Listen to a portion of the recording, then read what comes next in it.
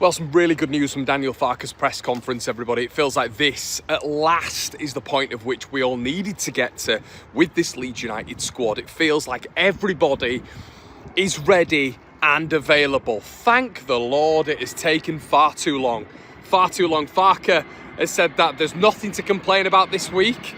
Genuinely cannot remember the last time that happened with this Leeds United squad. Potentially the Everton game at the very beginning of the season when we had quite a strong squad out, but I believe there was some little niggles there as well. He admits he's a bit more relaxed, Daniel Farke, but he said we should be on the 16, 17 point mark, and he's not wrong really. You look at the mishaps in concentration in the Bournemouth game, you look at the Fulham game, some of the ebbs and flows maybe of the game as well when it comes to Newcastle, and could we have nicked something there? Spurs.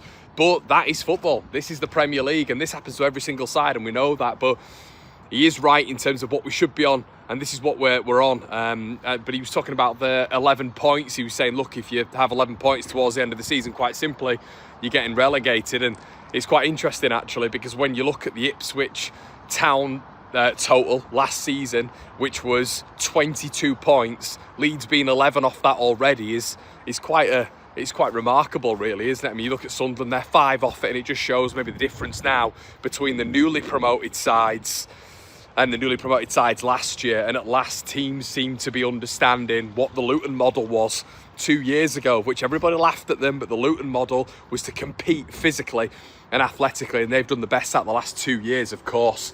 Farke also said that Brighton made a few changes against Arsenal. He doesn't think they were distracted, and I agree with him. I thought Brighton were pretty good last night, to be honest with you. They could have had a couple in the first couple of minutes as well. Brighton looked decent, but the likes of, Jorginho, Rutter did still play, Van Hecke still played, etc. But Dunk was on the bench. Minter was on the bench, wasn't he? Belieber was still playing, but they did have rotation on that bench, and you were kind of looking at that thinking they're going to be firing. Hürzeler did say as well that it is a nice fixture to have, and I think he means just because it's immediately after the game, and that's got to be taken into context as well. He said that Gnonto has trained with the team, which is massive news. Obviously, he's been out for 5 or 6 weeks now. Last appearance for 1 minute against Fulham. He said he's recovered from the calf injury and hernia surgery, not ready to start yet, which is obviously, I mean, it makes a lot of sense now, doesn't it? And he also went on to mention that James might make a start, which is once again really important.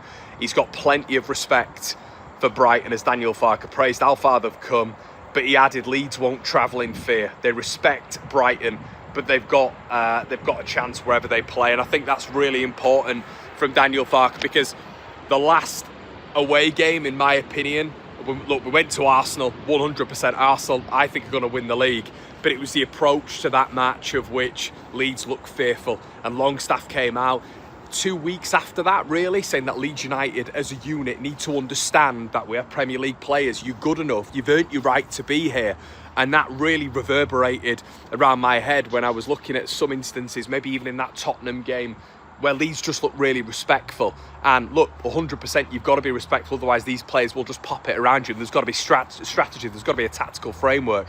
But in here as well, you've got to understand that you can go toe-to-toe with these people, rough them up. You're on their level right now as well, and I think Leeds United really just need to get in the faces of Brighton and Hove Albion this weekend, because Brighton have that technical level to be able to pick you off. It's quite simple, so they need to be rough and ready within reason, and effectively drag them down to our level. And that's what a lot of the newly promoted sides are doing now, with the emergence, of course, of set pieces, which is really important. Some really good news on how Tanaka said, Farke as well. Farke said that he likes his attitude, humble, self-critical and hard-working.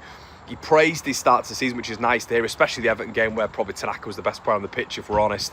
But he said injuries slowed him down. Against West Ham, thought he was solid, not man of the match, but he got tired after 60 minutes. And that Farke said that's totally normal. And it feels like there is a 60-minute sub in pretty much every single Leeds United player, whether or not it's Anton Stack, whether or not it's Noah Okafor or whoever it might be in this Leeds side. Feels like that 60-minute sub is absolutely paramount, and maybe that is just the level up the Premier League, where these players haven't played there before. Longstaff has, DCL has, of course, but not consistently. So that 60-minute sub seems to be very important for Daniel Farke. Maybe something I and other people maybe need to understand a little bit more, because are these players set up for that stamina, resilience and resolve through these games? Potentially not, but I do think somewhat of these changes have been down to tactical measure, which maybe the gaffer's got wrong at parts. But as you know, the points, and as I've said throughout this season, the points, look, if Daniel Farke gets to a set amount of points, if he's able to get the best out of this squad, I think there have been criticisms with Farke this season at points when it comes to substitutes and changes at certain times, and maybe tactical framework at points. But I think overall right now, you've got to say Daniel Farke is doing a pretty decent job. Gudmundsson injury, huge news. Just a bruise, fit and available. Farke's called him a key player, said Justin did really well, of course, especially against Jared Bowen. But look, he said that Gudmundsson is there, ready and available, which is huge for Leeds. He's such a massive part. I think our best signing so far. Can't be lacking that against the width, quality and dynamism of that Brighton side. He mentioned the strong start as well. He said that if the fire isn't burning, you should retire. He's happy with the spirit in the squad and wants to keep confidence high, but he warned against overconfidence, saying injuries or illnesses can quickly stop momentum. He wants Leeds to stay humble, 100%, and keep working hard. And he is right. I think it was quite nice in this press conference to a certain level that he wasn't just complimenting the opposition. I sometimes feel, I listen to Farke's press conferences in full every week, and I sometimes feel that he goes maybe overboard on the opposition. Why he does that, you know, I'm sure you guys will have your own conclusions in the comment section below. But I think a lot of the time as well, you know, it's really important to almost keep that ruthless aggression, and for you to know that, look, we can have a line or two on the opposition, but, you know, we're good enough. We're going to go toe-to-toe with you. And especially with that game that Brighton have had midweek, that should give Leeds United a lot of confidence. We've got Nottingham Forest as well coming up. Got a midweek game, Sturm Graz.